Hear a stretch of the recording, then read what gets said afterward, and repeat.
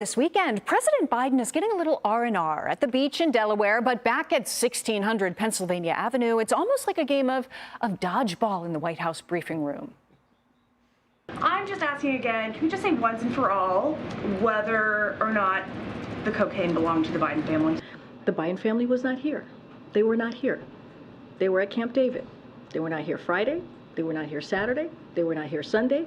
They were not even here Monday. They came back on Tuesday. So to ask that question is actually incredibly irresponsible. And I'll just leave it there. Well, we're going to dig into this, but it's like a different game, a game of Clue to keep track of where the cocaine was actually found. First, initial reports were that it was the library, then to the West Wing, then one floor down right next to, outside of, the Situation Room. So what is with all of the dodging? I've been in the Situation Room.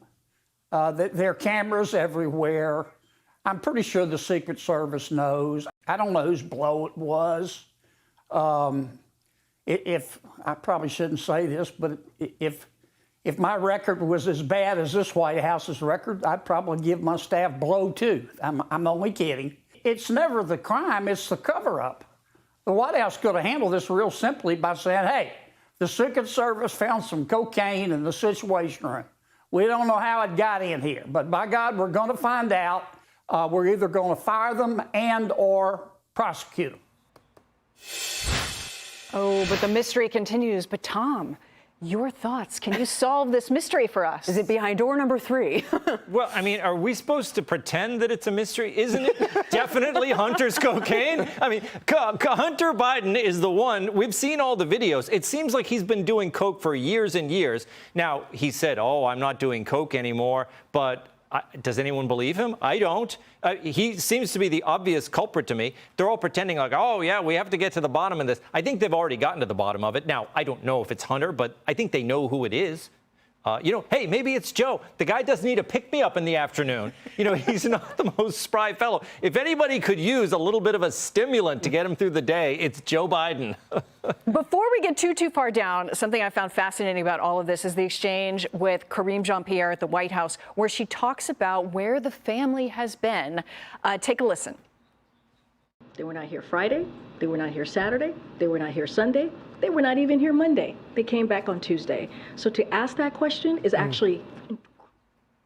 Now, let's take a look at the timeline. In reality, the timeline shows that Biden spoke in the Roosevelt Room on Friday. On Friday, spoke in the Roosevelt Room. That is on the property, in case you didn't know.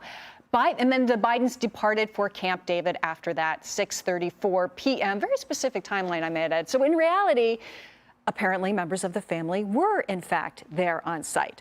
Lisa, I just want to get your reaction to perhaps that specific encounter, but also more broadly. Yeah, see, that's what bothers me. I actually don't care about the cocaine. Like, I don't care that someone brought cocaine to the White House.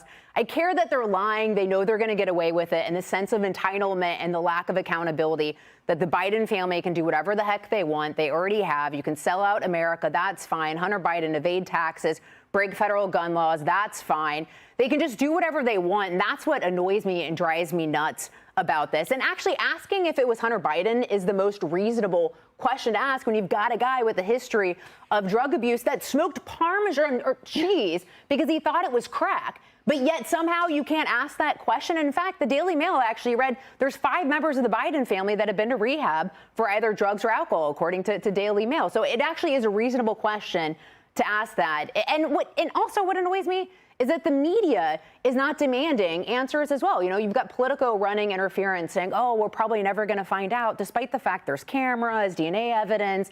Like, they can find someone who spent 2 seconds on the Capitol on January 6th, but not this person. Charlie, I know you're dying over here. You just want to tell us what you think, what the solution to this is. You've got an idea who?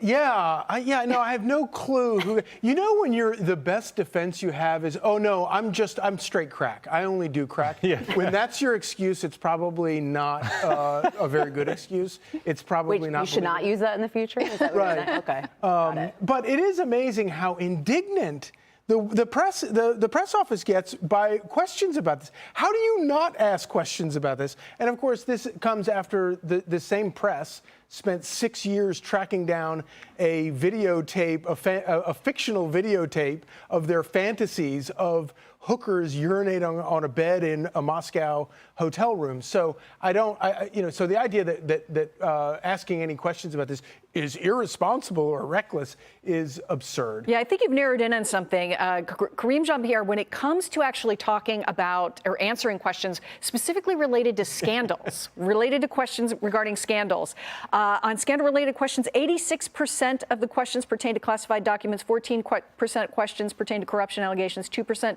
correctly answered. So you only get an answer, and maybe that's part of the job. You know, does this mean the dodging of questions? Is that what we can expect from the big podiums of the White House nowadays? Tom? Yeah, I almost expected Jean-Pierre to kind of trip herself up because she was getting into all the details. They were not here. They weren't here on Friday. They weren't here on Saturday. They came back Monday to pick up their cocaine, and that's what. Oh, I'm sorry. I didn't mean to say that. Suddenly she was all about details. Yeah, exactly. But at the heart of this, it actually is dangerous for America, not the cocaine, but the lack of accountability. I mean, you've got an administration that is just wielding the government against his opponents and his enemies.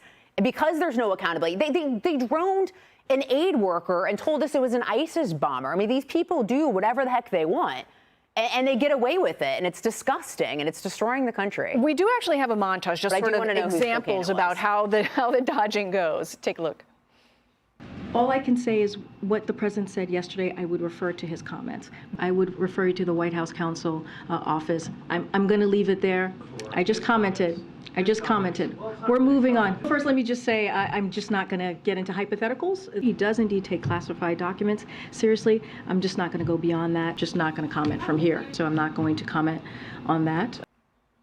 Now, the Secret Service has, at this point in time, said it's unclear if the culprit would ever be found. We still wait. Yeah, isn't that interesting? No, and of course, the excuse that she keeps using is the Hatch Act, which, of course, is supposed to protect American taxpayers from having to pay for people like her from politicking. It's not a catch-all protection so that you don't have to answer basic questions. I mean, we pay her salary.